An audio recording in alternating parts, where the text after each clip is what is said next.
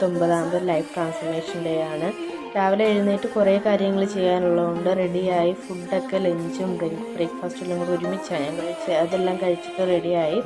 ഇന്നത്തെ ഒരു ദിവസത്തിൻ്റെ പ്രത്യേകത എന്ന് വെച്ചാൽ ലൈഫിൽ ആദ്യമായിട്ട് ഞാൻ എൻ്റെ പിരിയം ത്രെഡ് ചെയ്യുന്ന ദിവസമാണ്. അപ്പം അപ്പച്ചട്ടിയൊക്കെ വാങ്ങിച്ചിട്ട് അത് ചെയ്യാൻ പോയി.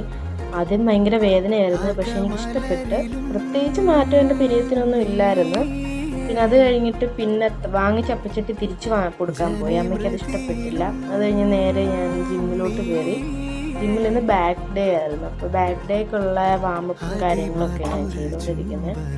ഞാൻ ലോവർ ബോഡി നന്നായിട്ട് വാമപ്പ് ചെയ്യും ആ ടൈമിൽ. പിന്നെ ഒരു സെറ്റ് ബെൻഡ് ഓവർ റോ ചെയ്ത്, പിന്നെ സീറ്റഡ് റോ ചെയ്ത്, പിന്നെ ഡംബൽ റോ ചെയ്ത്.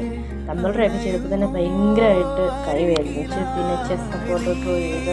അത് കഴിഞ്ഞ് പിന്നെ ബൈസെപ്സിന് 2 സെറ്റ് കഴിഞ്ഞിട്ട്. അപ്പം വീട്ടിലോട്ട് പോകുന്ന വഴിക്ക് ഈ പടക്കം പൊട്ടിക്കുന്നതൊക്കെ കണ്ട് നല്ല രസമുണ്ടായിരുന്നു.